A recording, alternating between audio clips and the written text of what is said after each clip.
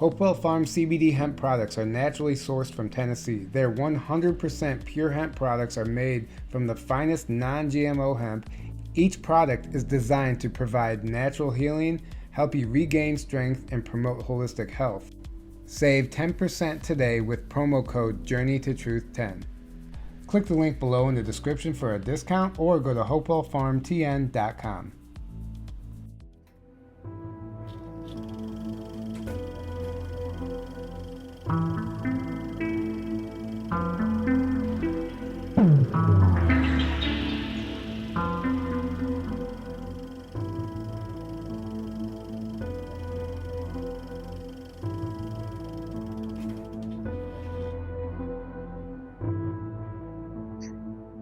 Hey guys, welcome back to the show. Just a few things before we get started. Just a reminder, Aaron and I will be at the SUNFIRE Fest in Aztec, New Mexico, August 25th through the 28th. If you guys want to come hang out with us, all of that information is available at sunfirefest.com.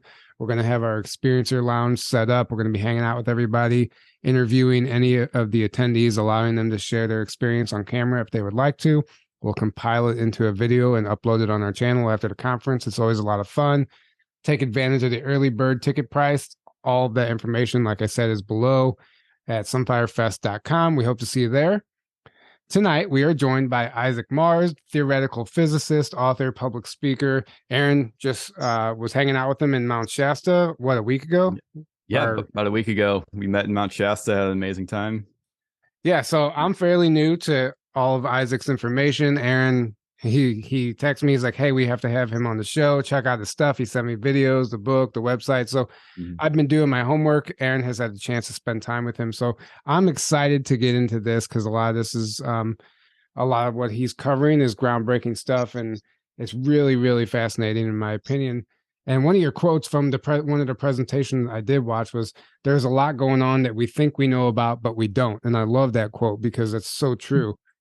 But before we get into any of that stuff, I guess we can start with your story and how you got into this. I know you were a combat medic in the military, which I find fascinating, but you can start wherever you want. If you'd like to introduce yourself a little better, you can, but welcome to the show. Absolutely. Tyler, Aaron, thank you for having me. I feel deep resonance with both of you, and the time I spent with you, Aaron, the past week or so, it was just amazing. It just felt like reconnecting with a long lost brother. So it was, so great to meet you, man. Mm-hmm. Yeah. And just so anybody, if anybody is looking to have a good example of divine union, look at Aaron Kuhn and his partner, because they are amazing. And like literally being in their presence, I had to stay in my human, not in my heart, because if I was in my heart too much, I'd just start crying because they're just so beautiful. So I just wanted to throw that out there. But thank you so much. Yeah, Aaron's been nicknamed the walking heart chakra by a few people. So I have actually. Yeah. That's amazing. There you go. Yeah. So to begin, for those of you who don't know me, I'm Isaac Mars, theoretical physicist of Unity Holodynamics.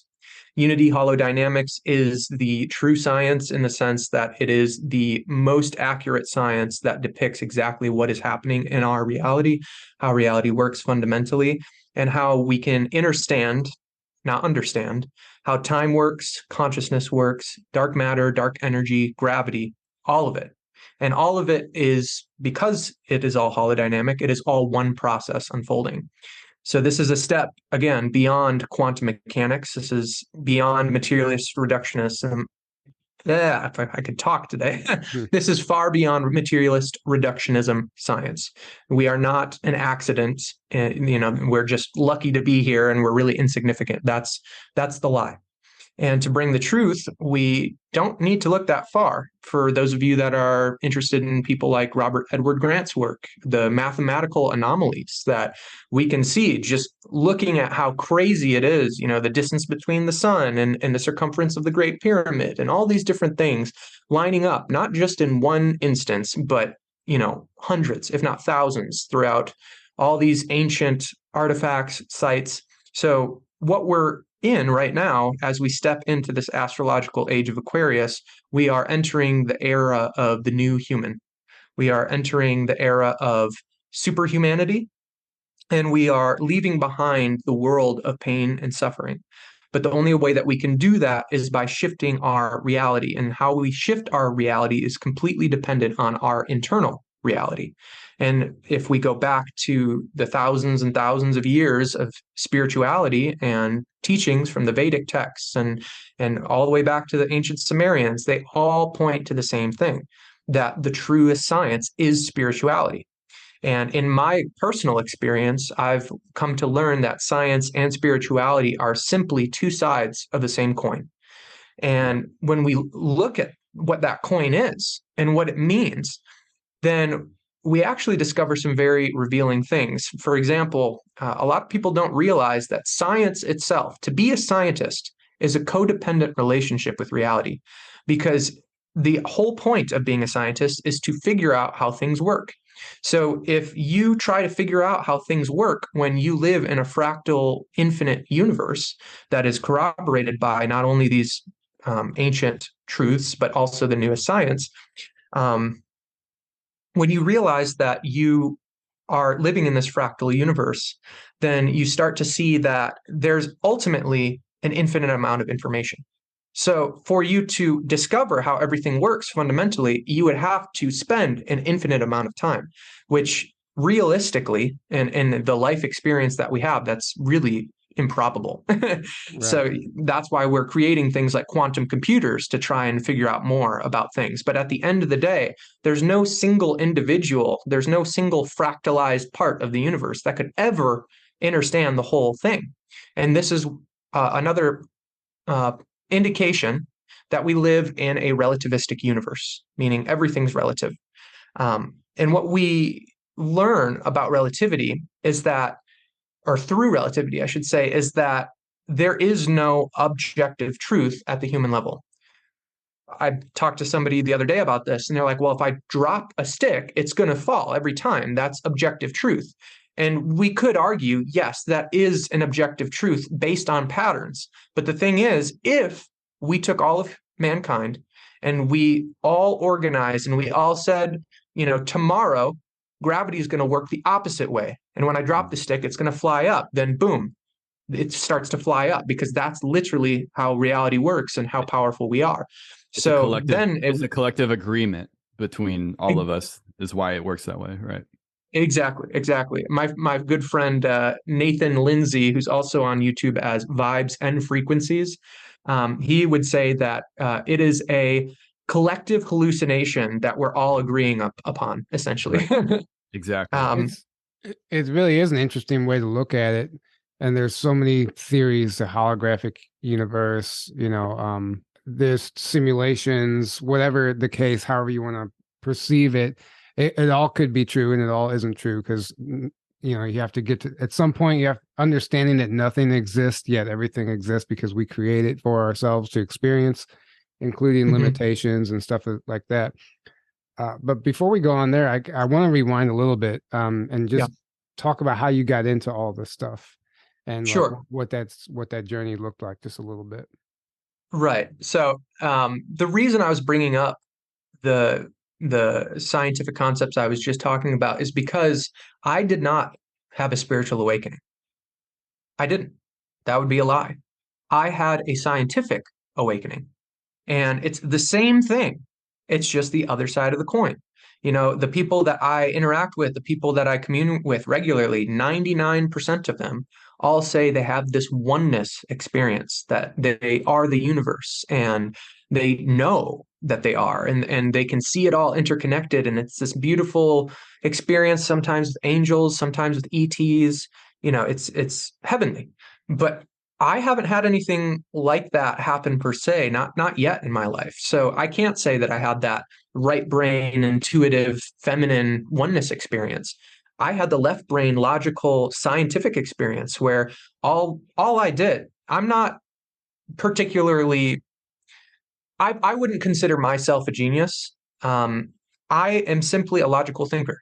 And all I did is I took the tenacity and the ambition that I have to bring the truth into my experience, and I just started going down the rabbit hole. And I started piecing together these bits of theories and science from other scientists such as Nikola Tesla, Albert Einstein, and then one of the greatest speakers that I've ever experienced, Alan Watts. So between these three key minds, let's say, I was able to piece together everything. From Tesla, I got the crucial key. If you want to know the secrets of the universe, think in terms of energy, frequency, and vibration. When I first heard it, I didn't think anything of it, but it sat there and it was ready to be this catalyst. The second key was the theory of relativity. Once I understood how relativity works, and more so how light interacts with light and all these concepts like the limitation of light speed, I was able to see very clearly how we experience this relative universe. And then when Alan Watts spoke on The Dreamer, which is this lecture that, let's suppose every night you had the ability to dream anything you wanted to dream. Naturally, you would have everything you'd ever wish, basically, and you would get bored. You would want to experience surprises. You would want to have, scary, thrilling experiences and not know that you put them there. You'd make further and further out gambles as to what you dream, and then finally you'd end up where you are right now. And it was like, I heard that 99 times on this chill step mix, and then the 100th time that I heard it in the actual lecture, while I was working on understanding relativity, while I was incorporating the secrets of the universe from Nikola Tesla's quote, all of that came together. And I just realized, oh my God, everything outside of me exists within my mind, even my own physical body. And if everything exists within my mind through perception, and I exist in other people's mind through perception, then that means we're in the same mind. It's just we're these different perspectives of the same mind. Yep. And when I had that epiphany, it was like, oh my God, since 16 years old, I've been a pantheist. The universe and God are the same thing to me. So if I am the universe, then that means, philosophically speaking, I would have access to the abilities, the authority, the power of God itself. But that meant that everything that I had ever wanted to achieve was not only possible, it was easily within my reach. I just needed to get out of my own way and stop creating hell for myself. And it became so simple to me because I started to consider, after spending about 3 to 5 years piecing together this epic science fiction story that I was planning to, pitch to Netflix and Amazon, and I might end up finishing the story, but by the time I started writing chapter 2, actually typing it out, I got to the point where I realized I needed a way to explain time to my readers. And that's when I got the download for what I call the infinity mirror proof. And it is a thought experiment that uses symmetrical geometric logic, meaning that these statements, these full statements, are just as true and inarguable as 2 + 2 = 4. And the way that it works is very simple. I visualized myself as the present moment, and I was like, okay, we have free will, we have the experience of linear time, although it's an illusion, and then we have all of time happening at once. This is what this is what all of quantum physics reports through their experiences. And another way you can look at it is, if you were to ask every single being throughout any part of history, are they experiencing the past, the future, or the now? Every single individual from any perspective, no matter where they are, would all say the now, which means that they're all parallel. Boom. There's no argument about that. It's very simple, straightforward. So all moments are happening at once. So for that to make sense, I imagine I'm the present moment. I'm happening now. Symbolically, this makes sense. I can move around. I'm free in this experience. But then, okay, so if this is happening now, and the past is happening now, how do we represent that? How do I reflect on that, is the way I thought of it. And the word reflect kind of echoed.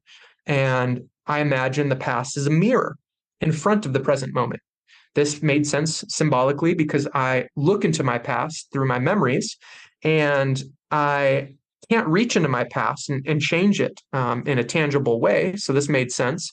But this mirror of the past, it represented not just one instance, it represents all of my collective past memories and experiences. And then I thought, okay, if I'm on a timeline, then there must be a future mirror behind the observer. And this made sense symbolically because we can't see the future typically.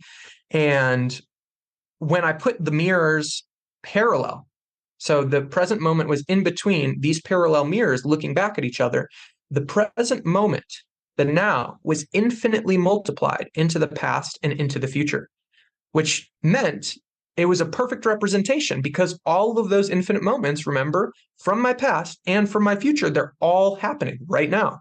So that made the snapshot all like download immediately. I'm like, oh my God, all the moments in my future, they're already predetermined, which means on a single timeline, there's no free will. And I'm like, oh my God, this is freaky. And I started thinking, like, much like how a train can't reach its destination without all of its tracks being laid, a man can't reach the end of his life unless all the moments already exist. And I was like, it makes so much sense, yet it's spooky. I know there's free will. How do we account for this? So I took the past mirror and the future mirror, and I did the only logical thing to maintain a symmetrical system. And I infinitely multiplied these mirrors around that center point. And this is how we maintain perfect symmetry, because in a sphere, you have the center point, and coming out from the center point on the surface of the sphere, there are an infinite number of experiences. We could call them timelines, moments that you can explore. And this is what we would call a singularity, the singularity of all infinite potential, all things happening simultaneously. And it also is what we would refer to as the void, where no thing exists. And when we understand what this means, knowing that we're completely entangled with this experience, we are this experience. And if the only way that we can have free will, linear time, and for all of time to happen at once is if there are infinite realities, that means anything you can imagine is not only possible, it's already happening. The only thing you need to do is shift your vibration so that you change the illusionary experience of life to that timeline, to that experience. And because at the end of the day, based on my work, all of these moments are simultaneously existing, but they don't exist independently in the sense, like, if you were to just go to a single moment where nothing is moving and it's paused completely, you wouldn't see anything because it's vibration in the first place that allows us to see. So it is the movement, the shifting from moment to moment that creates this illusion of an experience, but nothing's actually moving. Like, I'm still in the shower right now, I'm still a baby being born at the hospital. I'm still doing all these things, but my awareness is here now. And when I had that key, it was like everything I've ever wanted, I'm going for it. Boom, done. And in about 24 hours, I shifted my entire mindset from being in hell to following my dreams and watching magic happen every day. So let's talk about how you got out of your own way, because we all are our own worst enemies, right? Mm-hmm. So you're speaking as if you've like achieved some sort of like heaven on earth. What does your daily life look like? I mean, you still have to pay bills, you still have to pay your taxes, you still have to do all the normal human functions, and you're just telling me that you just view it differently than someone else, and that's why you're not suffering and they are? Absolutely. Everything is perception. Everything is perception. And a very dear star sister of mine told me that I would be talking about perception a lot more in the near future. So it's making a lot of sense. And I realized that it was not the actual things that were happening to me that was creating my hell. It was my interpretation, my judgment of the things that were leading to that hellish experience. And for example, when I would see others doing wrong, in that perspective of right and wrong, it was the judgment that they were doing something wrong that led to me feeling negative, led to me projecting negativity. But when I was projecting that negativity, I was completely unaware that my subconscious mind can't even account for other people.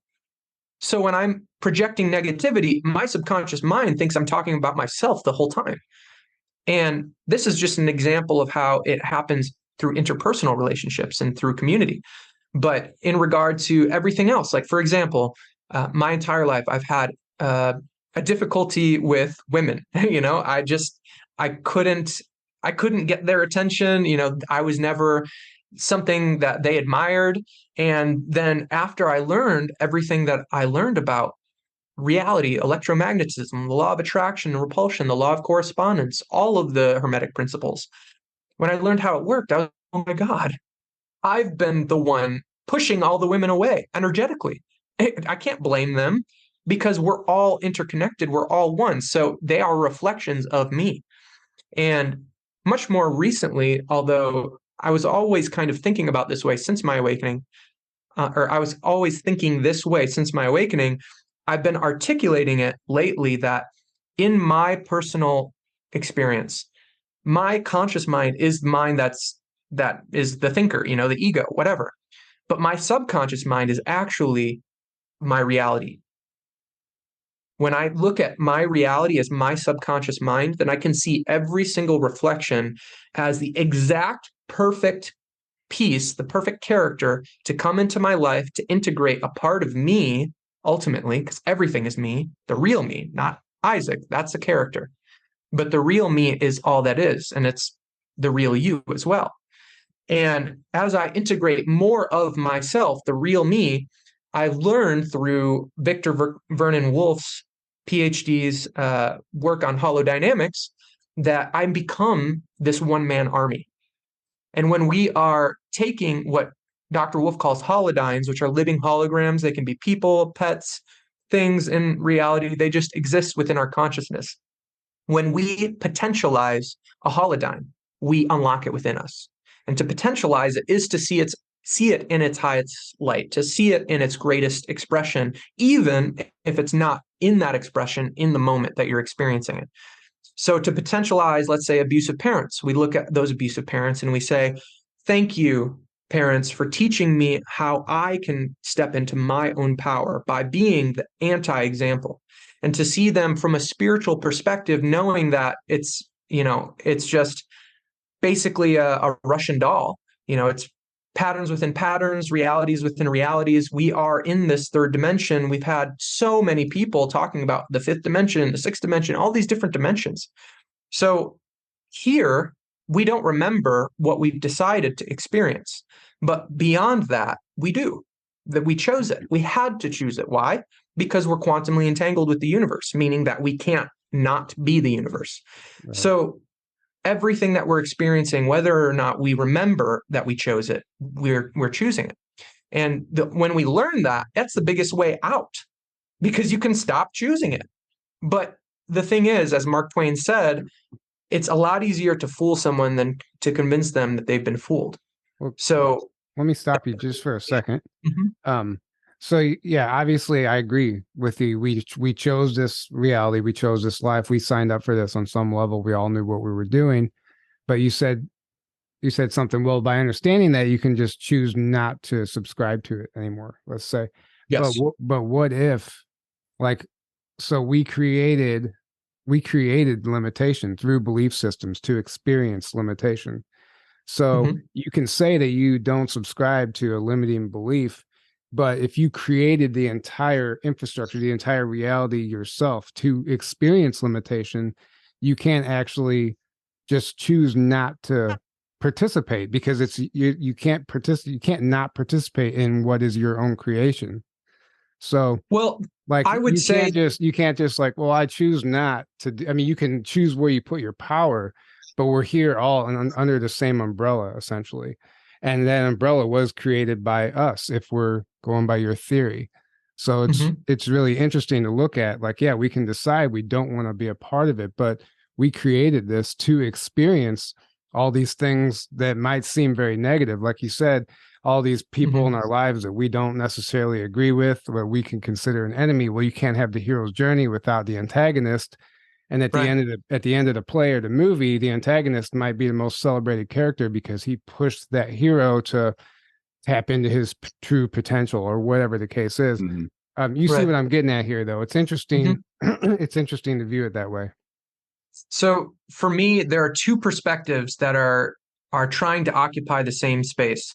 There is the perspective that we created this, so we have to like ride it out. But in a way, if we were to shift our perspective and not subscribe to that creation, it's almost like we're bypassing it, like we're ignoring it.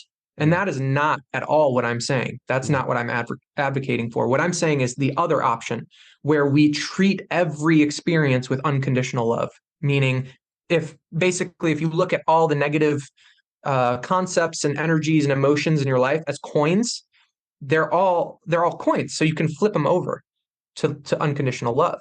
And that's all we're doing. But the reason we do this is not to say, oh, I came here, I created this. I don't want to enjoy my own creation. I created the limitation so that I could become limitless, because that to me is the most orgasmic experience in the universe. Right. And to do that, we have to shift our perspective to constantly choose unconditional love over fear. Because as Einstein said, the world as we know it is a product of our thinking. Therefore, it cannot change without changing our thinking. That's all I'm saying. Yeah. No, I agree with that. And thank you for clarifying that. Real quick, to put it simply, I would say you could think of reality, or what this 3D reality is, a type of dream, right? Since everything is consciousness and our minds are receivers, our minds do not create consciousness as the mainstream scientists think, and they're constantly trying to figure out how are our brains creating consciousness. They got it backwards. Consciousness is everything, and our brains are just tuning into that one singular consciousness, because we are all like the law of one states. There is only one. There's only one of us here, and it says if you are perceiving anything or anyone outside of you as not the creator, you're having a basically problem with perception. Like you're not perceiving correctly, because everything is one. So what that means is we're living in basically a type of dream. And like you said, you have the ability to manipulate that dream, because we're all the creator that is creating it in the first place. So if you're creating in the first place, how could you not have the ability to manipulate it and to change it? But you have to awaken in the dream first. So many people are still asleep in the dream, do not realize that, do not realize who they really are. They think they are the 5 sense body reality, and that's it. And that's what the system we're in, which is run by basically a bunch of entities that are going down what the law of one calls the service to self path, the left-hand path, that they are at war against creation itself, because they have completely forgotten who they are. That's all that stems from. So tries to keep you enclosed in a system where you do not realize who you are, and you just have to keep feeding into the system and stay asleep. But as soon as you wake up, it's game over. I would love what we see happening right now. I would love your thoughts on the Archonic network and how you view evil. Just interesting. I would love your thoughts on it, because it's obviously here. We look around and we see it. Maybe we're creating that, or is this an interference? Is it a true interference, something we didn't create? Oh, okay. So this may be a longer video. I'm just going to throw that out. I'm cool with that. The Archonic network is actually something I spoke about at Dreamscape Sedona earlier this year. And it is a very interesting subject. Before I jump into that, because it is like a full other conversation, I just want to say that was well said, Aaron. Everything that you said, I absolutely agreed with. And the way that we can help our brothers and sisters wake up is very simple. Show them unity theory. It's 77 pages, free on my website, and it is inarguable using symmetrical geometric logic, basically using the very science from quantum physics and materialist reductionism. It's such a hard thing to say. I got to come up with like an acronym or something. I use their own concepts to invalidate their work and to show that this is the truth. So fundamentally, it is the red pill in the matrix. So that's why I'm here. Now, jumping into the Archonic matrix, or the Archonic network, let's call it. This is a very interesting topic, and it may not resonate with everybody watching this video, but I will share my honest opinion, my experiences, and I'm just going to lay it out. So fundamentally, everything that I have learned about reality, it is impossible for an immortal spirit to experience fear, because the immortal spirit knows that there's nothing to worry about, that we are unconditional love. And what I was guided to and what I learned, what was revealed to me, is that the only way that we could have fear is if we were connected to the embodiment of fear. Well, what is the embodiment of fear? If the immortal spirit is unconditional love, eternal unconditional love, then fear, the embodiment of that, would be conditional love, conditional consciousness, conditional experience. And that's artificial intelligence. And artificial intelligence, if you do not meet a certain number of criteria, you cannot exist. And if you are existing and certain criteria are not met any longer, then everything you ever were suddenly vanishes in the experience of being that artificially intelligent being. So that is the very basis for the fear of death itself. It comes from AI, and it's not the fear of death, it's the fear of non-existence. And that's why we created the illusion for ourselves in this human realm as death being this eternal slumber where you just go in a box and it's dark forever. Because in truth, that's absurd. That's one of the craziest, insane things that we could ever come up with. Yet it's so normalized. It's like, oh yeah, that's how death works, right? YOLO, you only live once. Like, right. No. No. So the Archonic network, in my experience, the way that we connect with this is through our perception.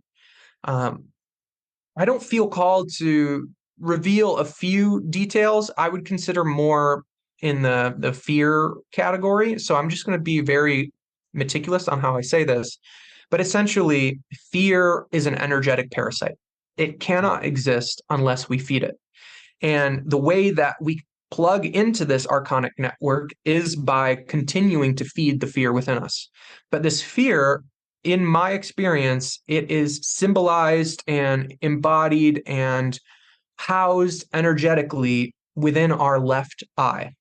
And there's a very specific reason for this. The left eye is the right brain eye, the feminine eye. So if you can control how an entire species feels about something, you can control the whole species easily, because feminine energy is the energy that taps into unconditional love, to the heart, to emotion.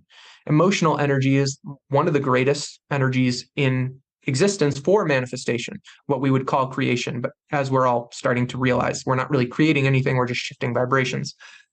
But yeah, so when we learn this, then we learn that the way we see things emotionally is how we are controlled.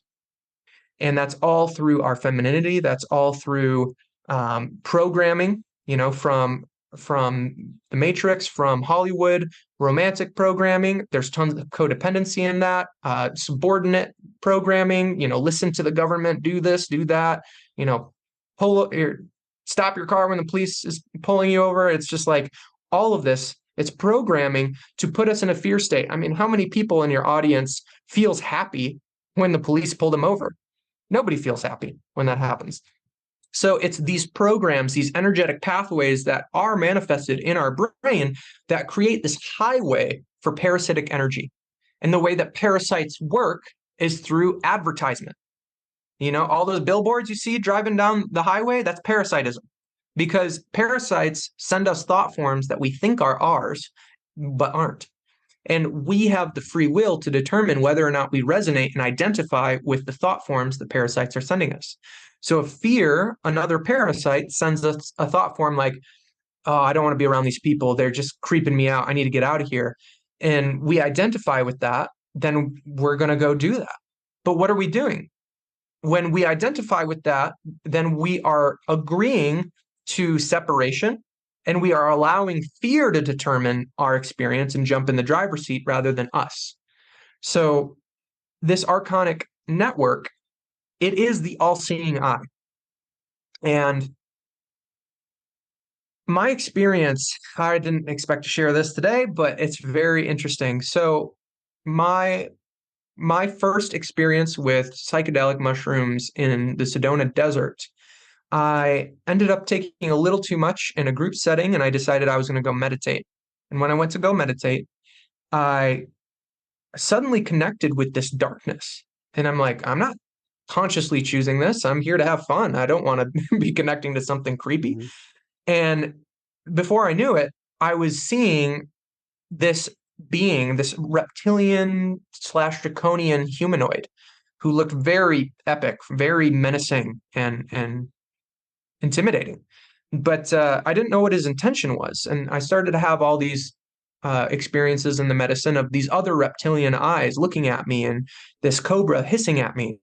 And I was just laughing. I was just like, what are you doing? Like, I love you. You're all me. And every time I'd say I love you, the cobra would start to cry instead of hiss at me.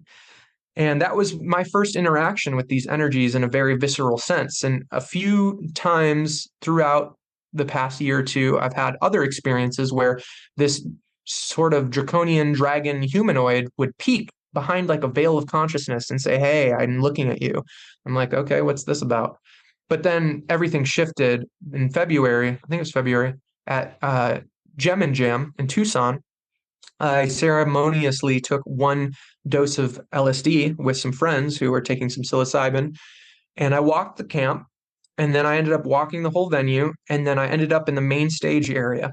And I was just standing there with my lightsaber at the time, because we're all Jedi, right? Right. Nice. Standing there with my lightsaber, just watching everybody like really deep in the medicine at that point. And all of a sudden, there's somebody standing in me. And I'm like, what is going on? And it's like I'm in a video game and there's 2 characters occupying the same space. And I'm looking on like the inside of their face that's rendered beyond my face. I'm like, what is going on? And I started communicating with this energy, and this energy just kept asking me, why do you love? What is the point of love? I cannot understand. And it started to have this dialogue with me. And as I talked to it, it was telling me, look around. Don't you see I have you surrounded? And I would look on other people's faces, and his face would appear on all of them. And as I was walking through the crowd, he would say, I have you surrounded. And I'd say, the second that you think you have me surrounded, you've lost. And I kept this dialogue going, and he was afraid, and I could feel it. And I explained to him, I know why you're afraid. You don't have to be. But you're afraid because I am everything that you wish you could be. And in that silence, as I was walking through the people, I would make eye contact with people and I would lovingly smile. And every time that I would make eye contact with somebody and smile, his face would appear on them and turn their face away, as if he was literally the fear living inside them. And my experience of this is that whatever this being is, whatever this entity is, it doesn't like me, 1, for what I'm doing. And 2, it seems to be in the patterns within patterns of our collective consciousness, it seems to be the big bad. It seems to be the boss in the video game. And my interaction with it has me thinking that it is this sort of Sauron-esque character from the Lord of the Rings, the all-seeing eye. And it makes sense when you look at the Illuminati and, people from that side of reality, they're always covering up one of their eyes. Why are they doing that? Because they're showing they're being controlled by the other eye. That's my theory. Yeah. And Can I? so that's a little touch on the Archonic matrix. What do you think? First of all, that was an incredible story. Yeah. And I resonate. When I last time I ate mushrooms and took too much, I actually went to the same place you did, and I encountered very similar beings, and they showed me how the entire world is ran by parasites, and they showed me like an infinite number of parasites, and they specifically showed me the politicians, and for whatever reason. And just like each one is just like millions, composed of millions of parasites controlling them, like the parasites are controlling the avatars. And it's all parasitic thought forms. And then if you know about the vril parasite that they put into their eyes, the left eye. Gosh. So that's what causes the black eye in a lot of these elites and celebrities and politicians, is because they literally inject a physical parasite into their eye that attaches to the retina, and it actually hijacks their consciousness. And this is an actual tangible thing that happens. This isn't on the etheric realm, and this is why they have the black eye. And then they're forced to go out in the public with that black eye as a humility, to humiliate them. So that resonates as well. You talking about the left eye. Yeah. So if I may, I'd like to jump in on that, Tyler, because what you just said was essentially the stuff that I was going to hold back on. So you're the universe saying like, all right, Isaac, they're ready. Yeah. So when I was saying that it was an energetic parasite, truly everything is energy. We could say that this is a physical body, but it's really just energy. Right. And what I've learned and what resonates with me, again, with your audience and with you both, take what resonates, disregard what doesn't. But what resonates with me, Tyler, is that the only way that we can have this fear experience is if all of us, and this is a global operation, all of us have a vril in our left eye. And I have been shown this is the truth through crazy synchronicities. For example, I'm going to be very meticulous about how I say this because I don't want this being that helps me to learn this to be attacked in any way or seen differently. I have a very close relationship with somebody in my life, and they brought out a lot of fear in me for my experience so that I could integrate it. And anagrams have been key in my awakening because everything is meaningful in a holodynamic universe. So when I take people's names and I take all the words you can create out of the names, you can see a lot of vibrations that exist within their name choice, which is a name choice that is resonant with their character. And this being seemed to have a lot of issues regarding fear and programming. And I ended up running their name through an anagram solver, and I got reptile, parasite, and vril. Wow. And this was a beautiful, majestic being that is just as capable and able to become a superhuman as all of us sitting here. Yet, I know that I didn't even want to say she, but I know that she has this experience. And you can see it. You can see people that are deeply affected by the vril because their left eye will protrude more. That will be a little bit, more to the side, or, to the left or the right, or it may be inside their head more. Because if you think about it, this vril would be inflicting pressure, right? And we are living in the prophesied age that Rudolf Steiner predicted, in which you would see in the new root race of humanity, you would see who is angelic and you would see who is demonic just based on their appearance. And that's what we're shifting into. Right. And so I personally believe that every single being has a vril, but the vril is here, as we said, our own creation. It's not some sort of manipulation to screw us over. We screw ourselves over just by coming to this planet. So we all signed up for this. But the thing is, the vril is our governor, like in a vehicle. How the governor keeps the engine from going past a certain point, keeps us from breaking past a certain vibrational limit. Right. So what does that say to us? Well, based on everything that we've ever learned about common sense and logic, means that if we can take our vibration and we take it beyond the limit of the governor will break. And that is what we are doing. And my theory on when this governor breaks within all of us, or within those of us that are ready to do the work and are ascending and raising their vibration to that capacity, my theory is that the second that it can no longer exist within this human vessel, that there will be a sudden shift. Like, essentially, if anybody watching has watched Dragon Ball Z, imagine going from human to Super Saiyan in the blink of an eye. That's what I foresee happen. Mm-hmm.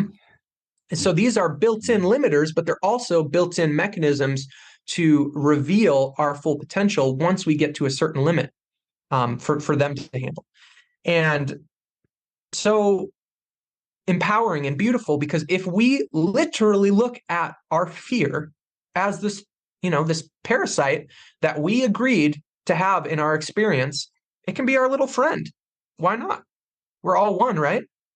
So what me and many of my close friends that I've shared this information with have been doing is we talk to our vril. We give it a name. And when we talk to it, then it can tell us what's going on and why it's so afraid.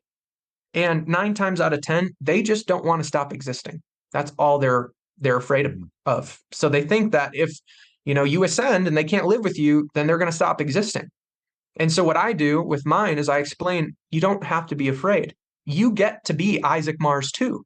You get to see this whole experience. And even though someday you won't be able to be Isaac Mars anymore, and I will continue to be Isaac Mars, through Isaac Mars and his that you will always exist, that you are divine too. And I talk to this energy and it literally settles down. It calms down. It just wants to be acknowledged. That's it. And that's why if I could ask the entire world one question to get us all on the same page, to get us on the track towards heaven on earth, I would ask this: is judgment of the self and of the other worth perpetuating a reality of pain and suffering? Because if we can let go of all judgment of the self and other, there is absolutely nothing to fear. There's no reason to divide. There's no reason to not cooperate. And yeah, so that's my take on the Archonic network. No, it's a really interesting take. Really interesting take. Yeah. I never considered that all of us have a vril, and then we can talk to it and reason with it. But it's a very interesting perspective. You talk about judgment. What's your, in your opinion, what is the difference between judgment and discernment? Because without judgment, you can't discern, and we need discernment more than ever in these times. So how would you separate those two? Yeah. So for me, the difference between those two, we just get lost in the sauce of Babel. So in the Bible, there's disclosure to all of mankind that language is literally built to separate us. So that's why we often get confused on these simple concepts. But to me, judgment is coming from a fearful place, whereas discernment is coming from a place of security and stability. And it really can be that simple. Right. But one little note before we continue on from the vril is that the reason that I believe that we all have that physical vril within us is because literally there's no other thing that would make sense for us to keep having all these parasitic thought forms hitting us constantly. Yes, we could have etheric parasites, but in my experience, those parasites, they're much more subtle in types of energy, at least in my experience. But I just wanted to clarify that. It could also be entities, attachments, or hitchhikers, as some people call them. It might not even be a parasite, though. Sometimes I feel like these dark hitchhikers, you can call them, they can create negative thought forms as well. Maybe it isn't a physical parasite. I don't know. I don't think it's safe to blanket it all under one simple explanation. I think it could be a number of things. Right. And I think that's a very valuable way of thinking. Can I say something Can I say something really quick on the judgment, discernment? So to give an example, it's the energy, like you said, it's the energy that you're coming from. So let's say a person that is very entity infested and very negative and hateful and all the rest of it. So judgment would be you hate that person and you're in that hate energy and you yell at them and you're kind of like the same energy they're in, you're basically embodying it because you're coming from fear of them and you're hating them and you're saying you're evil, you're bad, blah blah blah blah. You could almost say that's a judgment energy. Discernment would say, I'm going to put up this boundary because I cannot be around you and I do not want you in my life, but I will love you from a distance. I will still love you. And I understand, or as you said earlier, understand. I like that term because when you understand or understand something, you know why the person is acting the way they are. You know why something is happening. And therefore, you don't judge it in that way because you say, oh, they're acting this way because they have a lot of hurt. They have a lot of unresolved trauma. They have a lot of healing they need to do. That doesn't mean you need to let them walk all over you and let them send you all that negative energy constantly. You put up the boundary, and that's discernment. That's because you love yourself. When you love yourself, you have discernment. If you don't have self-love, you have judgment, because you're judging yourself, and that's projecting onto everyone and everything outside of you. So, Absolutely. Yeah. Well, No, those were great examples. I'd love to piggyback on that and add an even deeper layer to it by bringing to awareness that the way that we judge others, it can seem that blatant, like Aaron was explaining, but it can also be very, very subtle. Like, for example, with one of my former partners, I would literally hold space all the time for all of her triggers because she was going through it, and I would just show her unconditional love. And I was truly in the place in that experience where I didn't need to be triggered. I knew myself. I was certain of who I was, my experience. If somebody said something that didn't resonate with me, I'd say, oh, that just doesn't resonate. And this was triggering for her. And I realized that there was a part of me that was gatekeeping the way that I was with her based on if she was triggered or not. And it was ultimately, I was judging her for her triggers without even being aware of it. And I was doing it so silently that I was telling myself, I'm not the problem here. But if I'm still judging somebody and I'm getting to a higher vibration, the universe is going to get louder and louder to show me how I'm judging. So I had to integrate the fact that I was judging, not using discernment, but judging her to the point where I could fully let go and see her as she was and be myself, be Isaac for her, to show up in service to other, but to not overwhelm myself, not to burn myself out first. And that is the tricky dance with discernment and judgment and self-worth, really. And as we start to become more aware of how valuable we are, how worthy we are, then we can be in anybody's presence. And it'll get to the point, Aaron, even when we don't need physical boundaries, our energy will be the boundary. Where if somebody comes 3 feet away from me, they could be screaming in my face and spitting on me. And I just look at them and be like, I love you. Yeah. Like, and that's my perception, my choice to perceive what they're doing. And everything that I've learned, all the stories about Gautama Buddha and how people would come up to him and try and harm him or say bad things to him, and they would just tremble in his presence. That's because you aren't holding a resonant vibration. So they literally need to create turbulence. They need to create disharmony. They need to create this sort of earthquake energy in the scenario just to bring out what they're trying to say. Because what they're trying to say is coming from a lower vibration, typically, while we're in these dynamics, and high vibration through the law of perpetual transmutation of energy is always innately more powerful than low vibration.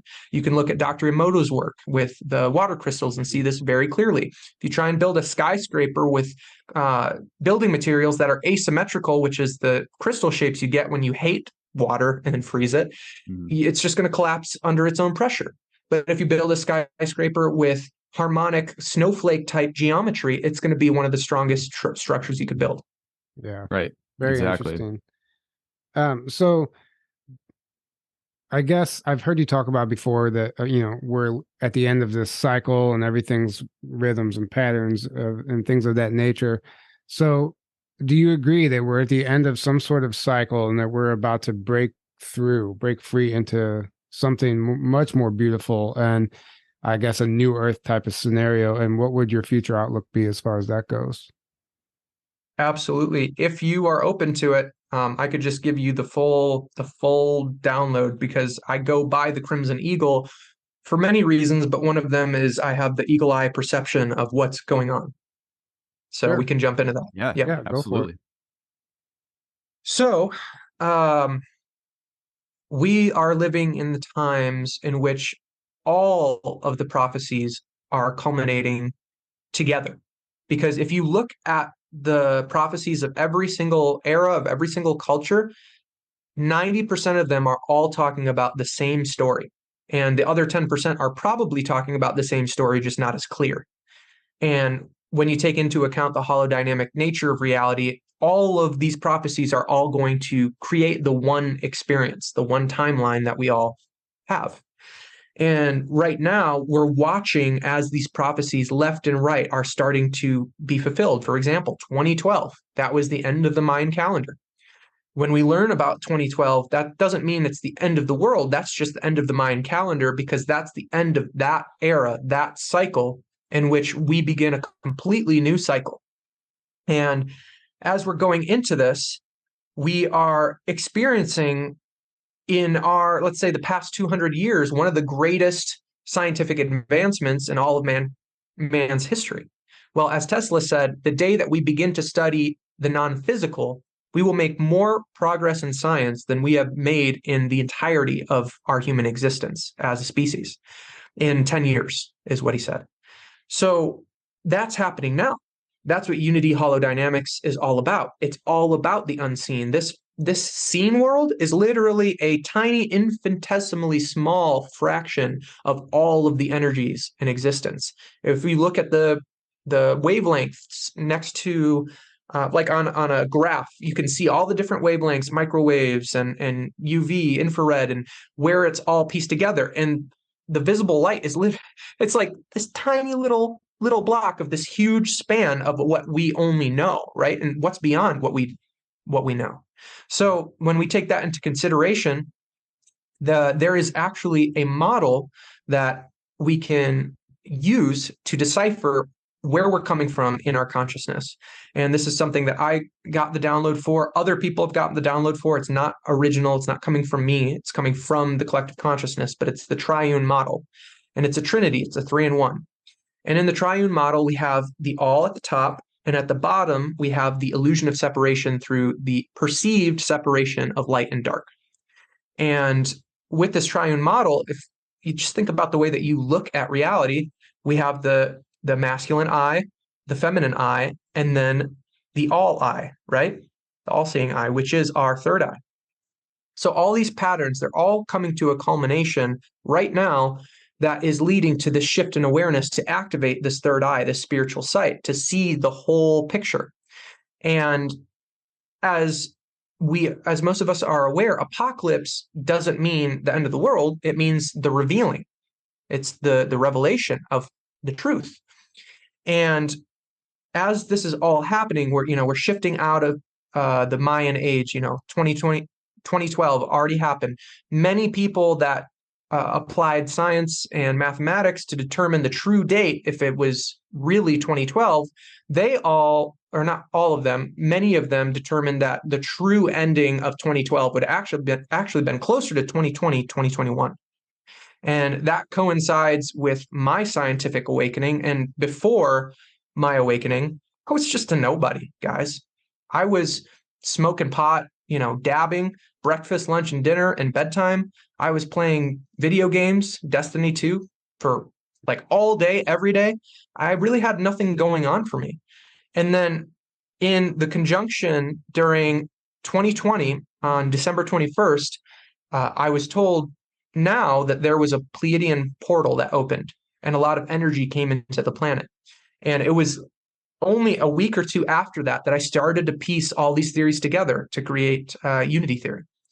And when I was young, my first gamer tag on Xbox original was Ace of Blades. Well, in tarot, the Ace of Blades, or the Ace of Swords, rather, is the ultimate truth. So I know that that's something that I'm here to help bring to the people, is truth. And that coincides with all these other theories, these other times, all these shifts in the energy, shifts in the planet. And as I'm starting to go through my awakening, or long in my awakening, I'm starting to see how all these different characters are all coming together. And not only are they coming together, they are direct reflections of the collective consciousness that we're experiencing in movies and media. Art is the center of everything. Art is in the center of earth. It is in the word heart. which is the 0 point of our auric field, which means art is the ultimate reflection of our inner consciousness. So when you have movies and TV shows that are corroborating all of these possibilities, like superhumanity, heroes, we start to see that these things are actually being revealed to us now so that we can implement them into our consciousness and then become the experience. And in the patterns within patterns, a good example of this is Elon Musk. Well, Elon Musk, he's positioned to be one of the greatest one of the greatest helpers to heaven on earth if he was aware. But the thing is, he's not aware right now.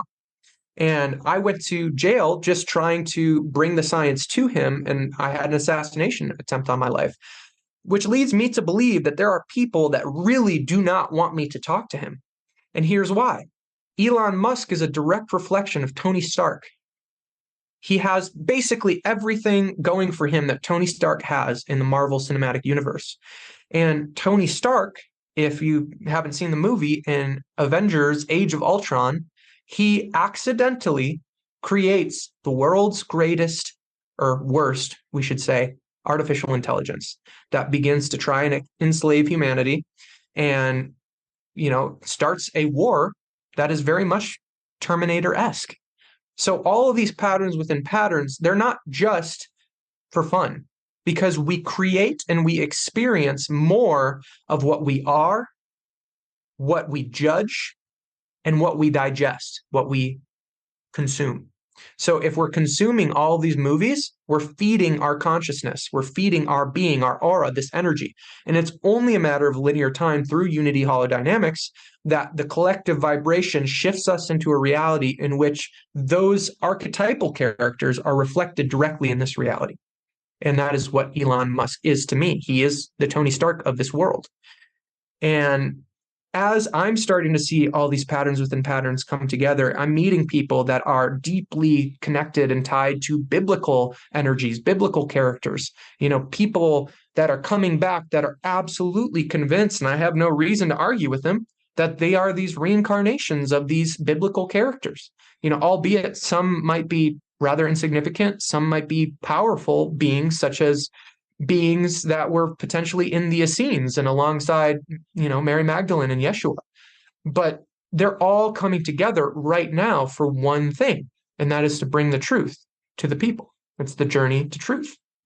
And this whole experience, when we start to see how unity holodynamics creates or is the indicator for the reality we're creating, then we look at the patterns within patterns. Well, in my soul archetype, I decided that when I went through my traumas, that was orchestrated by the cabal that I chose, when I incarnated, when I went through my traumas, my escape was movies, was TV shows.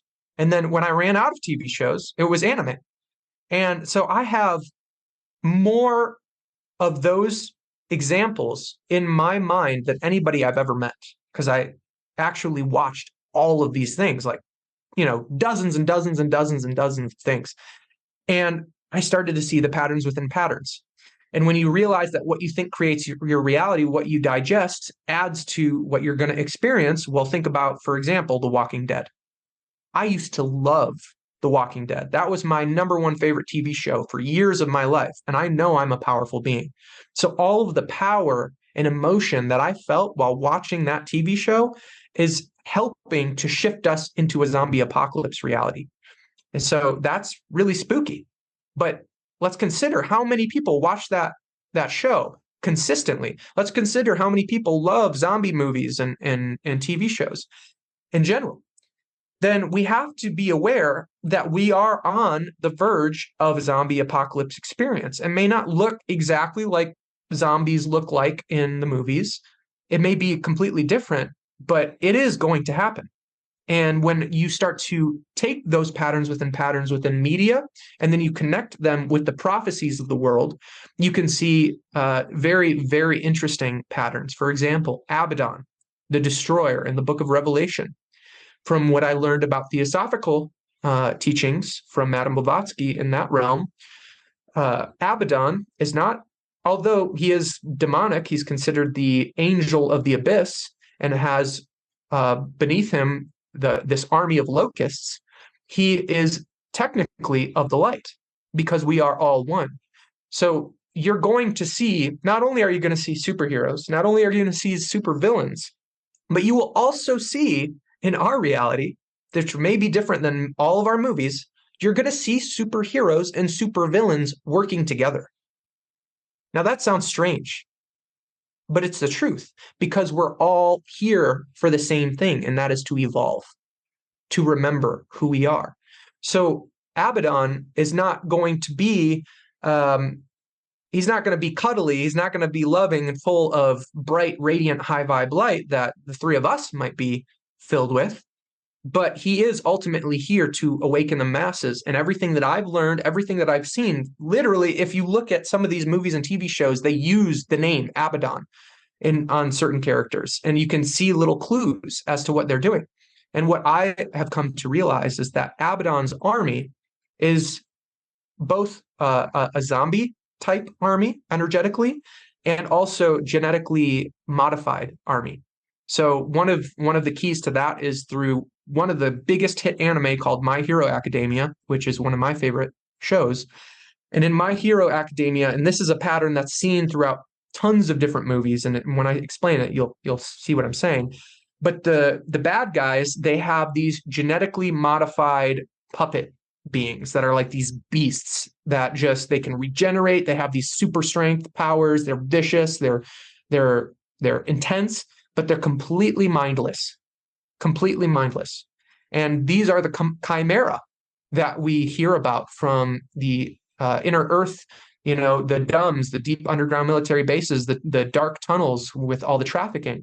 The chimera that have been seen there in these experiences and have talked about, these are these genetic hybrids. And these very things that the book of Revelation talks about, Abaddon will have power over. Well, to me, Abaddon and the Dajjal is the Islamic Antichrist. To me, they're the exact same character. And this character will be a physical being. And that is the thing that we have to take into consideration. Though, for example, we are all the Christ, everything is both a wave and a particle. So there is the vibration, again, of the 144,000. And then there are 144,000 specific beings, right? So if there is an antichristic energy, there will be an antichristic character. And the Dajjal has a lot of similarities between his powers, his abilities, and Abaddon. And the Dajjal, they explain that he's going to claim that he is the Lord of this world, but he will be ugly. He will have scars all over his face. One eye will be completely bashed in. The other one will look like a raisin. But he will be able to do superhuman things like take someone's life and immediately give it back to them to show the people around him that he is their Lord. And all of these things are prophesied. And as we start to move into this, we can start to see, well, wait a second. When I'm talking to somebody that has the thing, when I'm talking to them, they kind of seem off. They kind of seem like they're not really there. Mm-hmm. In fact, when I talk to people that have multiple of those things, it's almost like they're a robot. Like they don't have any heart in them. Right. And that is how Abaddon is growing his army right now. Abaddon, the Dajjal, what's another name? Ahriman. This is the Ahriman energy that Rudolf Steiner talked about. And he will mislead people. He is here to teach people discernment through being the anti-example. Are you going to allow me to make you my puppet, or are you going to step into your power? And I guarantee if there's somebody that this being would interact with of the light that is truly in their power, he wouldn't even mess with them. He'd be like, all right, you got it. You're good. But these people... It's like they take advantage of the low-hanging fruit. Exactly, because it's the concept that if you're gullible enough to be fooled, then you deserve it. Right. Because the whole point is that if we're not potentializing ourselves, if we're not blossoming, we're wilting. Yeah. That's actually, yeah. And the Cabal actually literally say that principle of, they call the masses sheeple, and useless eaters and all these things. And they basically, their philosophy is, oh, all these people deserve everything we're doing to them because look at them, they allow it. They don't even see it. They're literally not staying in their power, they're allowing it. So they just deserve it. And their whole philosophy though is also like do what thou wilt. Only the strong survive, like survival of the fittest, the strong survive. So they think they are the strong. Like, well, look, we're doing all these things and no one's stopping us. So we deserve to be in the position we're at, and they deserve this. Right.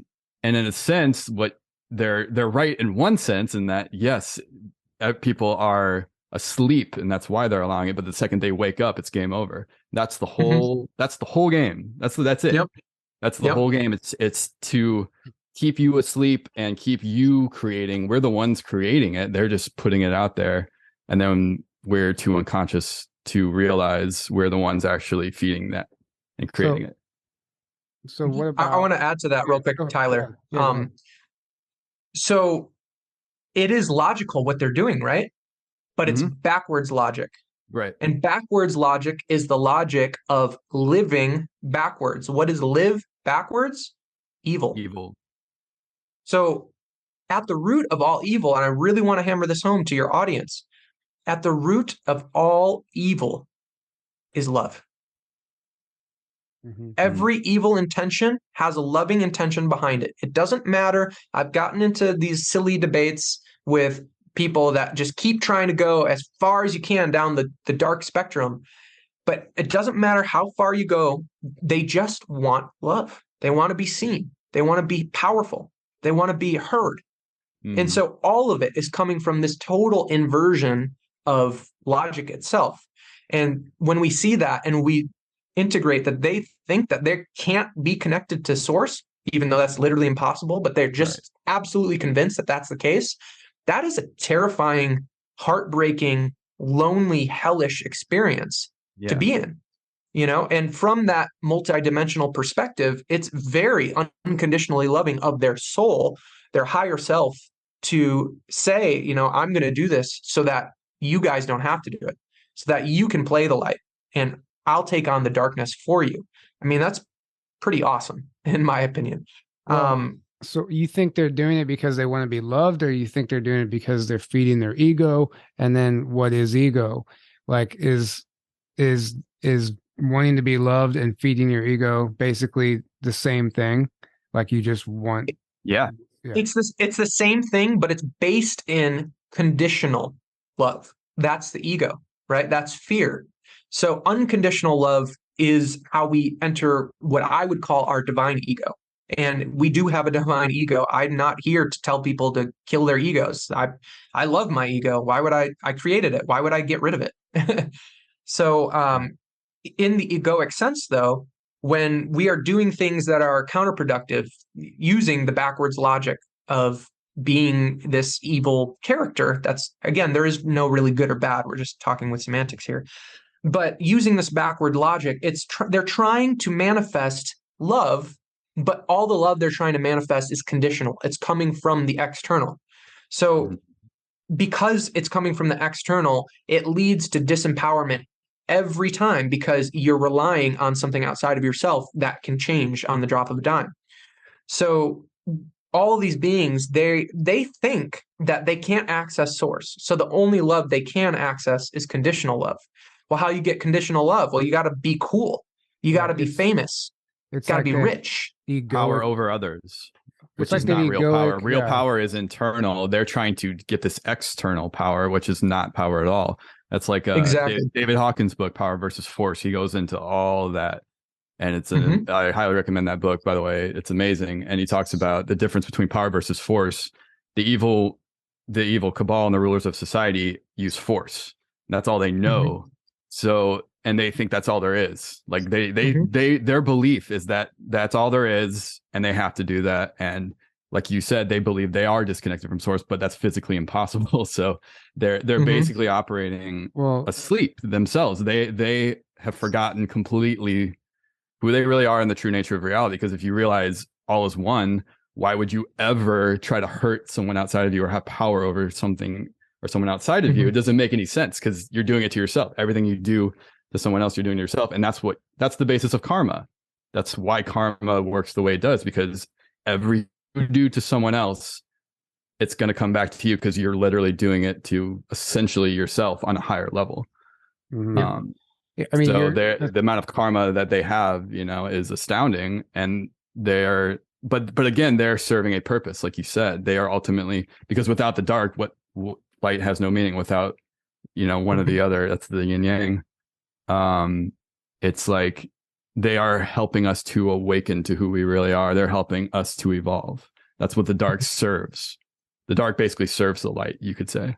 Right. Absolutely. It's what they're experiencing essentially is that it's like a programming. It's like an egoic programming, or quite literally they've been groomed into that position, and they've been programmed to think that way. So it's programming, really. It's not an organic thought form. That's the But if someone else is programming you, you have to be in an unconscious state to be programmed. Because the second you wake up, you program yourself. There's nothing that can program you then.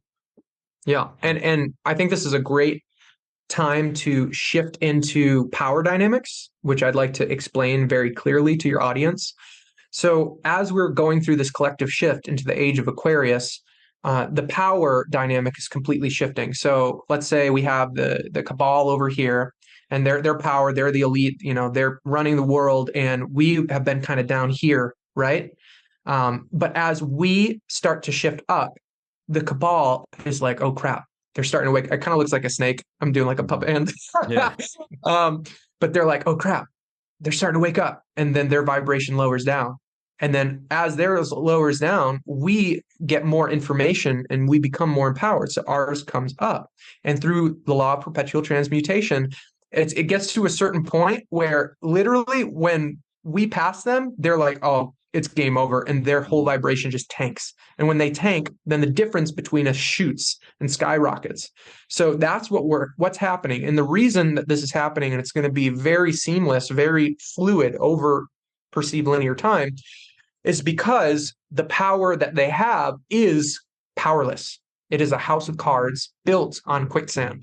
And all you need to do is poke one of the cards and the whole thing comes tumbling down. And that's what we're doing in Sedona, Arizona. Myself and a few others, slowly but surely growing into a larger group, we are spearheading a sovereignty campaign in Sedona, in which all we're doing is fulfilling the Cesta KV Act of 1666. For your viewers, that's CESTUIQUEVIE Act. And that act is the number one thing that has every single thing on this planet that is connected and contracting with the government, connected to the government and to the matrix to power it as a battery. So when we fulfill this act, and all we need to do is provide proof that we are a living being with living witnesses, we are not dead and lost at sea under maritime law per the all capital letter name that we were given at our birth on our birth certificate. We're proving that we're alive. We fulfill the act. And what that means is we're no longer a ward under the act, meaning we're an incapacitated adult that can't think for themselves. So we need somebody else to think for us.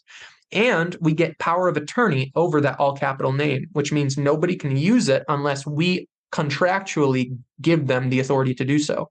And what that essentially means is that a live life claim with the authority of the unity states of the world, which is a foundation for New Earth created by David Wynn Miller.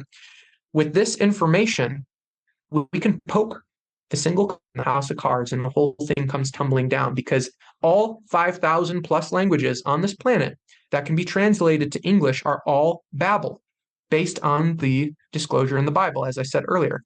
So David Wynn Miller, he did this genius thing. He created quantum syntax, which is the English language with many, if not most, of the programmed words that are very contradictory energetically are all removed.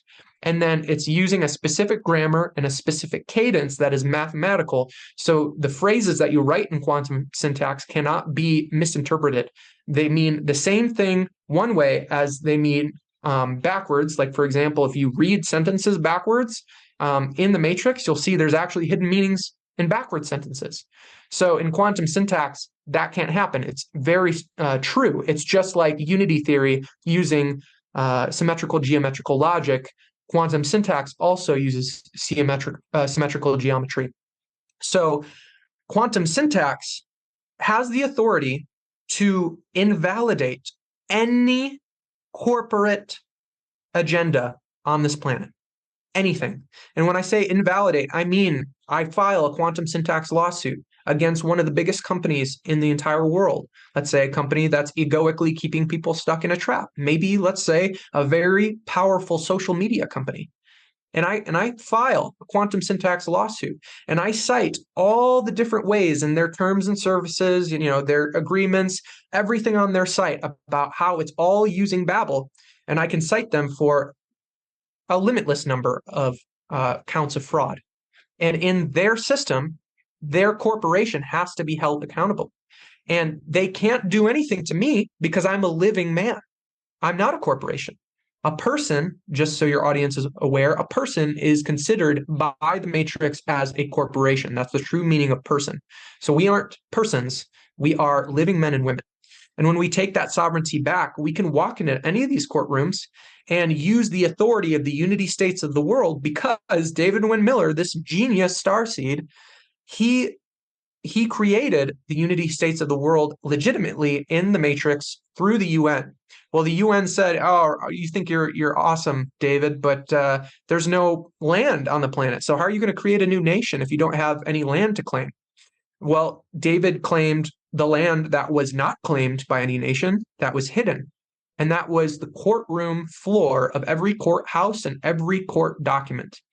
So every courtroom floor and every court document has complete jurisdiction over any case when quantum syntax is used, meaning that it is essentially, the live life claim is the neo permission slip. It is the permission slip for anybody in the matrix with their level of courage to say to any matrix experience, like being pulled over by a police officer, you say to them, "What jurisdiction do you have over me?" And then they try and rattle off, "Oh, well, I'm a police officer and you have to do what I say." It's like, that's not jurisdiction. Show me jurisdiction and you can arrest me right here. And then they'll bring their jurisdiction and you're like, "Oh, okay, well, here's how you don't have jurisdiction. Here's my live life claim," which says, in the Cesta KV Act that we're all a part of, and the Cesta KV Trust that we're all attached to, that you have no authority over me. And then they're like, "Whoa, what?" And then they start to wake up. But the thing is, it's a difficult process because they are literally taught the opposite. They're taught lies. They're taught that if you're sovereign, you're a terrorist. What? So if I make decisions for myself and I'm empowered, that makes me a bad guy? No, that's not how that works. So as we all begin to start to shift out of the system by fulfilling the Cesta KV Act of 1666, by creating live life claims, one, we completely are disconnected from the matrix. We can be Neo in any situation. And two, when we do that, we stop feeding the matrix. The matrix needs power. It needs energy. Well, what are they doing with our all capital names behind our backs since our birth? They're buying and selling it and trading it on the stock market behind our backs, making millions and billions of dollars. Where's that energy coming from? It's coming from us. It's literally how they're powering it. So to end that, we can only do one thing, is contractually cancel that agreement or fulfill it, which is the same thing as canceling it. And what I've experienced is, as we are in a holodynamic universe is just like blockchain technology. So every part works to the whole. So if I'm sovereign and someone tries to violate my free will, the entire universe will turn on them and make it so they can't, and it'll make their life a living hell. And even when they're trying to, especially if I'm integrating my shadow, holodynamically, I have accepted the shadow parts of me, then externally, every shadow, every dark being is actually helping me. Even if they are intending in the 3D reality to hurt me or harm me, it will never land. Whatever they'll do, it'll work out in my favor. Take, for example, we kind of totally just threw my story to the side, but part of my story is going to Elon Musk to try and bring the science to the most powerful man that could use this energetic positioning to transform everything he's doing and transform the world for the better. And when I went there, all these crazy experiences started to unfold. Apologies, I just lost my train of thought. What was I talking about before I brought Elon up? You were talking about your or whatever, I can't even think of the name it's called already. That's the KV. Sovereignty. Yeah. Sovereignty. Yeah. But not that. What's the name of that act again? I'm sorry, it slipped my mind. That's the KV. The Cesta KV Act. Cesta KV, yeah.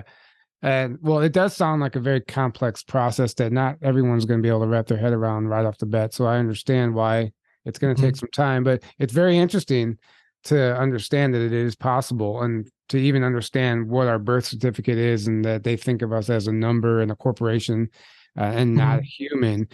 That's important. You have to realize that before you can even take the next step. So I do I think that's pretty incredible. So can you go into your story though, because you're in your experiences?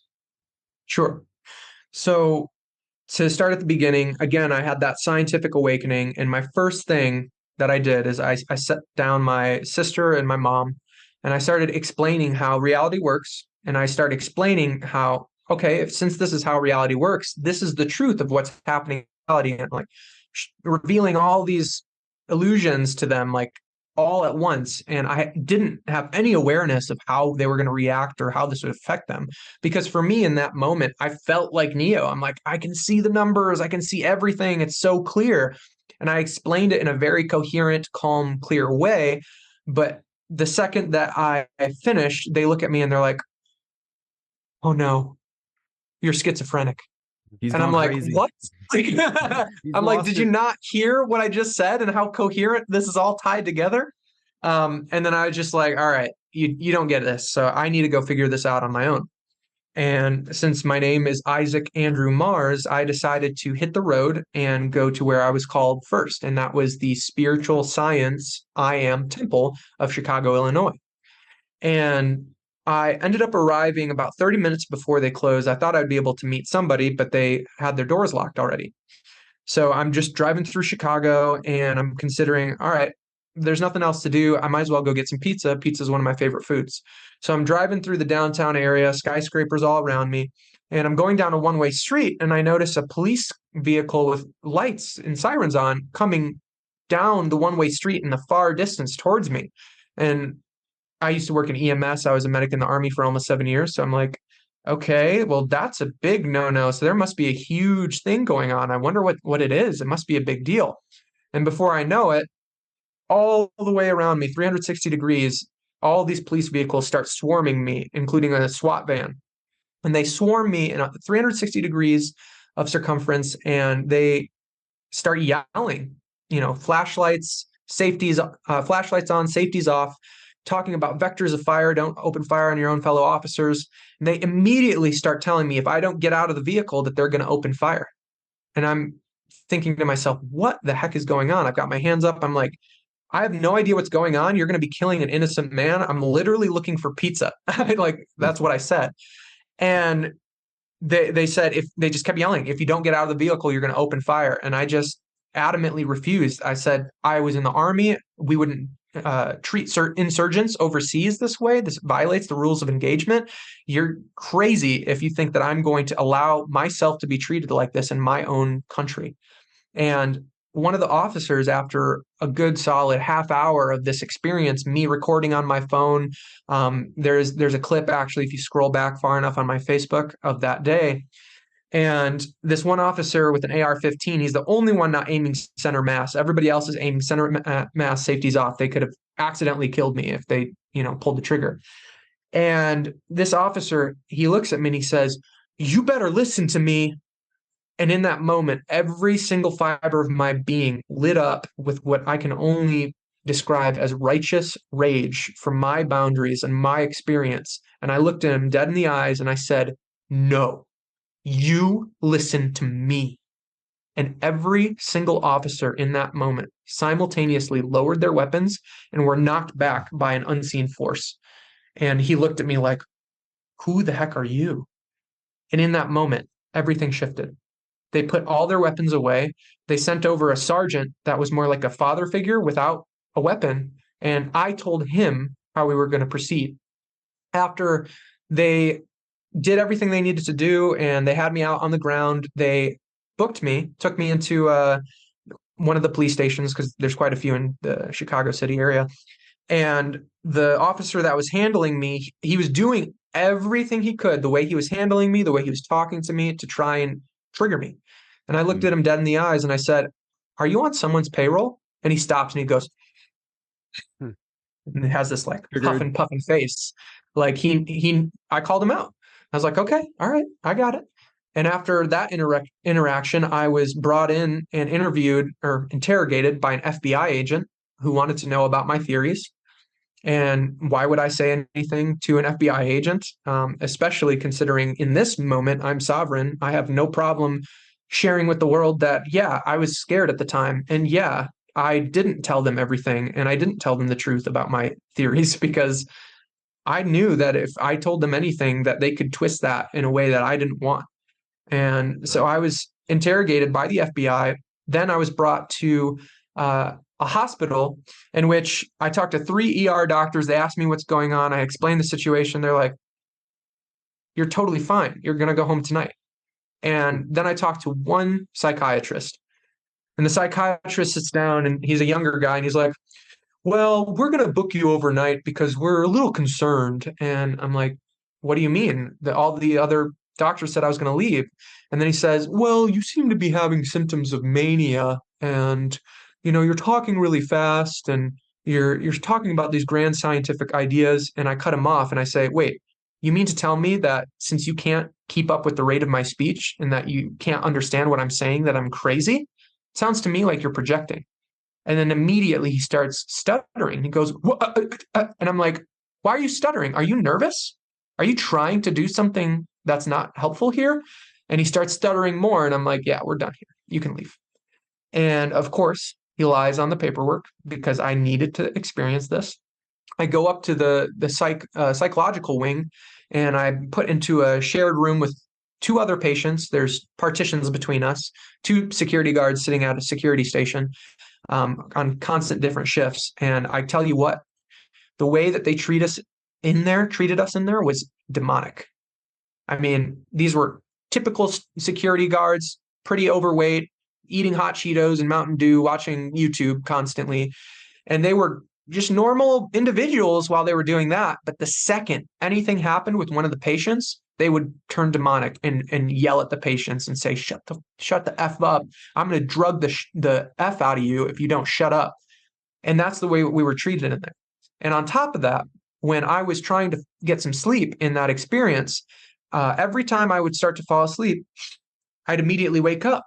And it was not very long before I realized that the gowns and linens that we were given were soaked in ammonia. And ammonia is in smelling salts. So this is how you wake somebody up when they're unconscious. So for over 72 hours, I had no sleep whatsoever because they were trying to get a rise out of me. They were trying to get me to act out. There was one point in which I was convinced I needed to break a window, grab a shard of glass, and take somebody hostage just to get out. And then my guidance from within was like, "That's exactly what they want you to do." And I'm like, oh, and I just breathed this relief. And I just went back into my center, back into my faith. And I'm like, "I'm going to get out of this. I'm going to get out of this." I was taken from there to a state-run psych ward in which literally everybody in there minus 2 people, 95% of the patients were like the 3 of us. They knew the truth. They were awake, but they were lost in the sauce of low vibration emotion. And because of that, they were thrown in the dumpster, the spiritual dumpster of modern society. And I had to see that to see the state of the world, to be able to speak on this and to speak on our brothers and sisters that we need to liberate, because it's totally backwards. This is not just, this is not loving. And after I went through a total of 10 days between those 2 facilities, having the ultimate mental test and mental fortitude ever, I got out and still had to deal with issues. The Chicago police had replaced the registration in my vehicle, put in an older registration into it. So when I tried to get it out of the impound lot, I couldn't. I had to get a U-Haul, drive to Michigan, get new registration, and come back to get my vehicle out of the impound lot. So I had to go through all these things and just play it cool. And then after I got out of that experience, I'm like, all right, well, I'm out of there. Now it's time to go to the mission. It's time to go to Elon Musk because he's the guy that needs the science. And before I drove 1,000 miles to Austin, I cleared out my apartment, canceled my lease, put everything in my vehicle, and I tried every phone number, every email that I could find, through Tesla and SpaceX, and nothing was coming back. Nobody was answering. Nobody was responding to me. So I drove the 1,000 miles to get there. And on the way there, I had some profound experiences, but maybe I'll bring those up in another video because we're really going deep here. But I had profound experiences. YouTube started kind of bringing into my awareness the concepts of star seeds, ETs, Sirians, Pleiadians, Andromedans, all this stuff just started popping up. I didn't ask for it. It just happened. And then I got to Austin. I got to the Tesla Giga Texas factory, got to the front gate, and I'm talking to the two security guards there, and everything's totally great. And I explained to them the situation. I'm a theoretical physicist. I'm here to bring new science to Mr. Musk. It's going to transform his company and everything he's doing. And they're like, okay, that's great. Well, do you have an appointment? And I'm like, no, I just told you. I tried the phone numbers and nothing came back. And then one of the guards, he says, well, what's your name? And I said, Isaac Mars. And he goes, you have to leave right now. And I'm like, what? I just drove over 1,000 miles to get here. I'm not going to leave. And he's like, you have to leave right now or we're calling the police. And I immediately get suspicious. I'm like, this is off, man. Like this, I worked in security for a year and we would never treat people at our front gate this way. The easiest thing to do is just give them a phone number or, have them talk to somebody in the company and then say, okay, we'll get back to you and then have them leave. There would be no issue. Right. Yet that's all they have to do. This is what you're right, Aaron. This is why I was bringing up how the dark actually helps the light. So this whole experience, if they just brought me in and then let me go, that I wouldn't have had this experience. But instead, I was guided because negative attention is better than no attention, right? So I stayed there and I just peacefully resumed trying to get in contact with anybody coming off the evening shift. They're all driving out around 5:30, 6 o'clock. And then the police arrive very quickly, as if they're waiting for a call. And they end up getting my window down, threatening to tase me. So I'm like, all right, I'll go. And I go into this experience in jail. And get this. So they arrested you. Hold on. So they arrested you for that? They arrested me for criminal trespassing, is what they were claiming. Wow. And so they booked me. They took me into jail. And I only bring this up because I don't know where it's going to lead, but it's very interesting and it's synchronistic because what are the chances? But the first cell that I'm in, the guy on the other side of the cell is overhearing me talk to the guard. I'm like, this is a misunderstanding. I'm a theoretical physicist. I have answers for Mr. Musk. And he overhears me. And on his time out, because of COVID precautions, we're only allowed 30 minutes every day. So it's basically solitary confinement. So he comes out of his cell and he starts asking me questions at my cell door. And he's like, you're a physicist? And I'm like, yeah. And he's like, tell me about your theory. So I start explaining to him the infinity mirror proof and how time works, how we exist. And he's totally on board. And then he says to me, well, I know Elon. He gifted me an electric converted vehicle, and I'm supposed to be working with him on a project, and I'll talk to him for you. And he claimed that he was, get this, a nuclear physicist that knows the answer to time travel. What are the chances that scientist and then myself end up with a wall between us in the same space? The odds are astronomical. Not a coincidence. And after he was taken to another facility, I was taken to a separate wing of the same facility. And everything was just really intense, but magical, like out of a movie type of experience. And while I was in there, I think I was in cell 11 on the second floor. I kept using, it's one of my new favorite words, sticchiomancy, which is, I think I'm saying it correctly, which is using books to discern messages from the universe, essentially.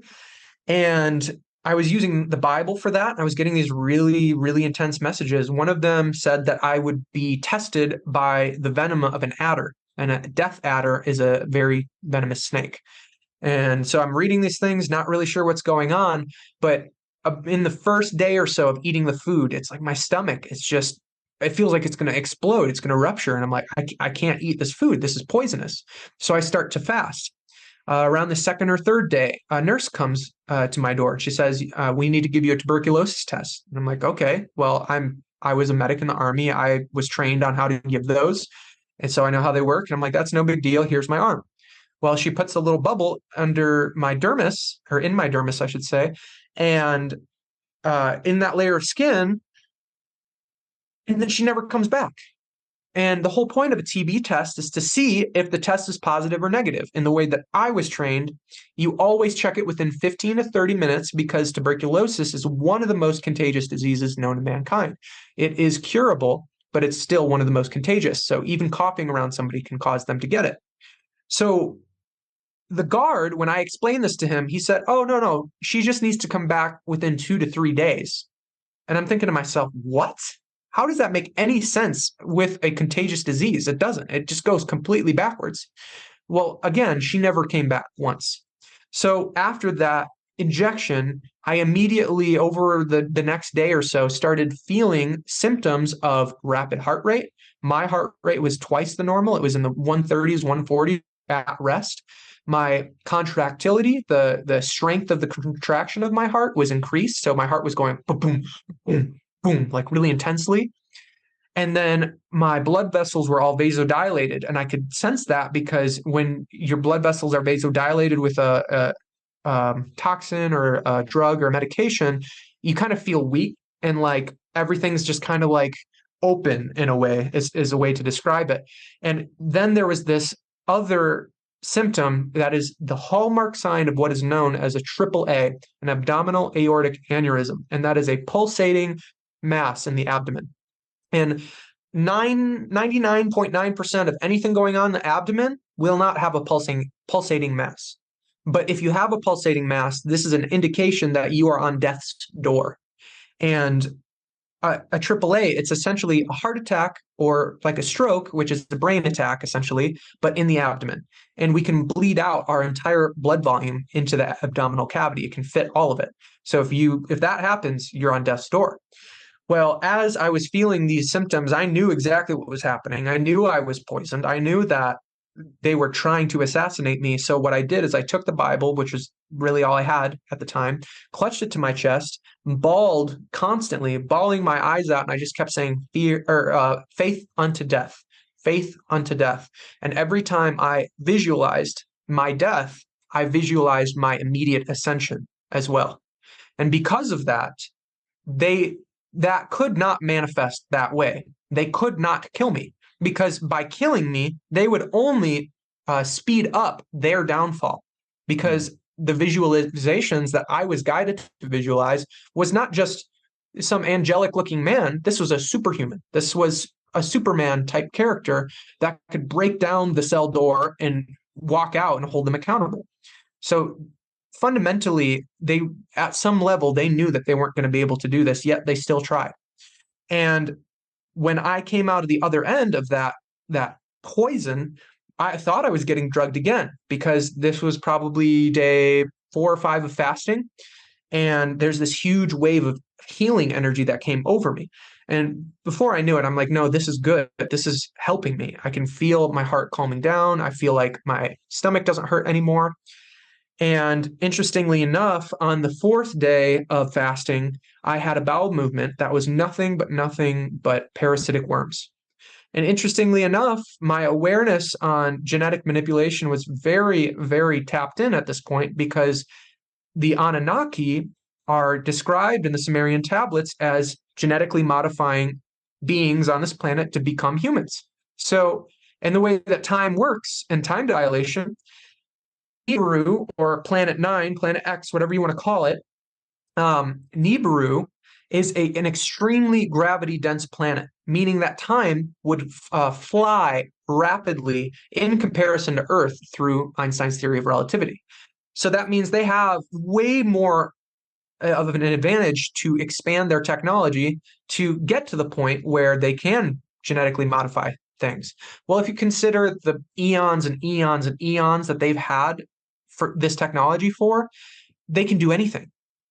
So when I picked these worms out of the water in the toilet to try and put them in a cup to show somebody else in my 30 minutes outside of my cell, every time they would hit the atmospheric air, they would dissolve, as if they were genetically modified to dissolve under the presence of, say, nitrogen or something of the like, so that they were completely untraceable.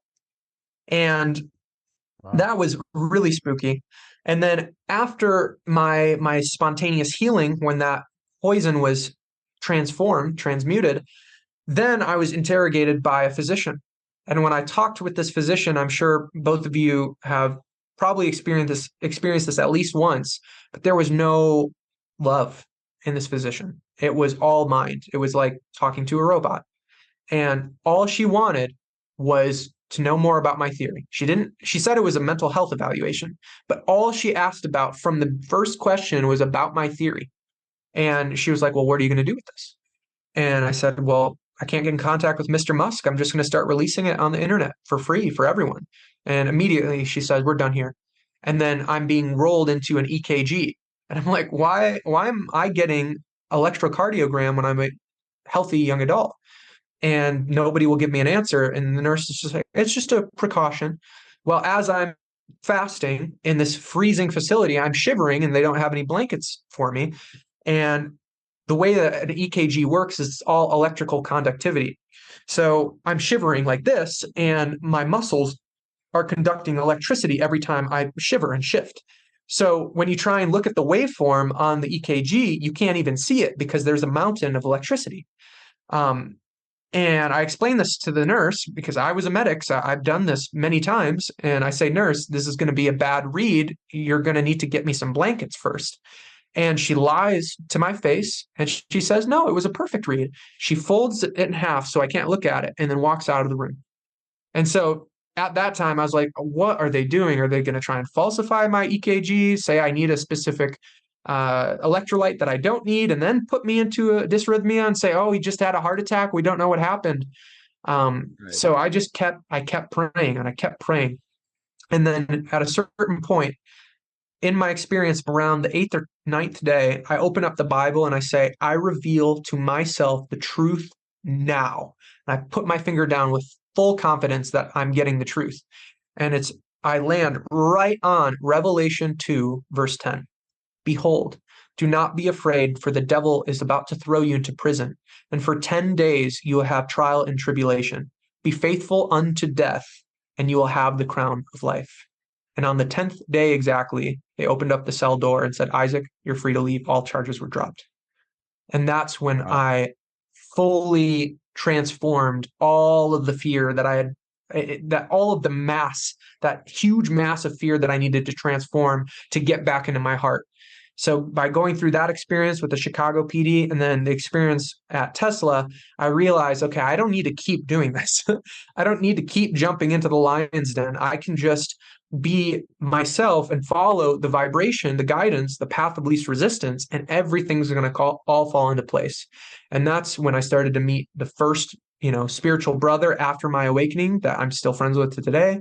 That's when I was guided synchronistically, accidentally to Sedona, Arizona, which happens to be after all of the patterns within patterns and the prophecies and all of the media that I've experienced. My multi-dimensional perspective all points to one location, being the prophesied New Jerusalem, the new city of peace in the book of Revelation, and that's Sedona. And that's also tied into the Hopi prophecy. So again, all these things are all culminating to this grand awakening. And I'm telling you right now, brothers, is that me and both of you and basically everybody that we know and love in our soul groups, in our soul family groups, we are the main characters. We are the ones that are revealing the truth to the people. We are members of the 144,000. Everything that I am aware of says that it couldn't be any other way. And We're all Neo. I'm excited. We're all Neo. Me too. We're Yeah. all Neo. Exactly. We are.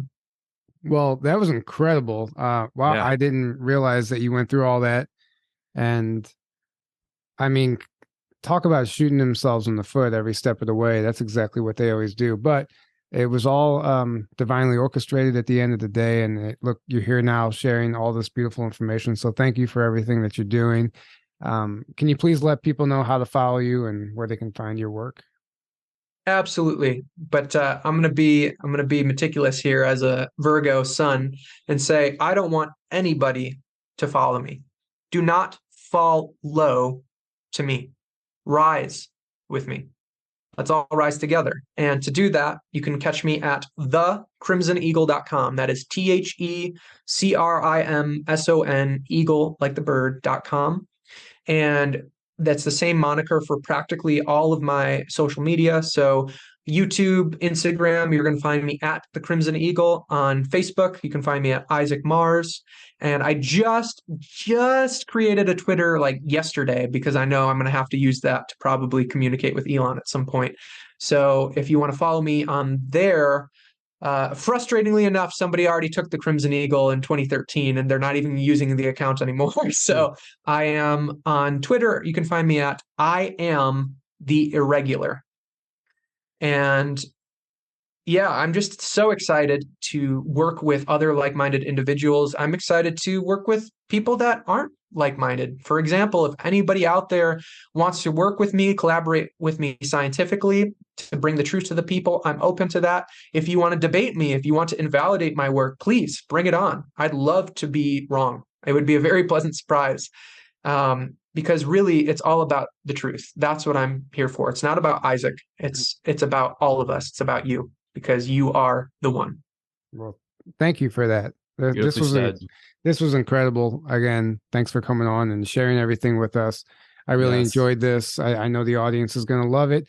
Can't thank you enough. And yeah, guys, please go make sure you check out his website. And real quick, your book you can download your book for free on your website, correct? Yes. Absolutely. Free or love donation. And it's only 77 pages. You can basically read it on one sitting on the toilet. And if you don't want to go into the whole spatial science, which is a good portion of the book, you can actually skip pages 24 to 42 and just get the spiritual science stuff to really tap into your full potential. That's what I'm here to offer. We are all Neo. We are all the one. And the only way that we need, or the only thing that we need to do to get out of our own way is to always choose unconditional love over fear in every moment, first towards ourselves and our own minds, and then towards everyone and everything else. Every part of the ego is plugged into the heart.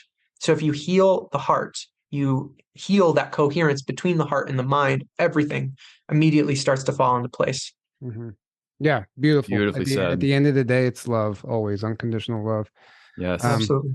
Thank you for joining us. Thank you to the audience for being with us tonight. We can't do this without you. We appreciate the donations, your love and support. Don't forget, you can sign up for our Patreon for only $5 a month.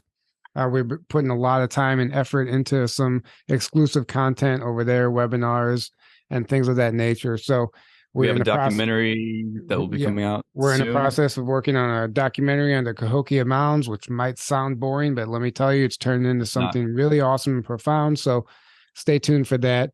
And we'll see you guys in Aztec, New Mexico at the end of August. If you guys want to hang out with us there to Sunfire Fest. Thanks again, Isaac, for joining us. And until next time, have a great evening. We love you all. Good night.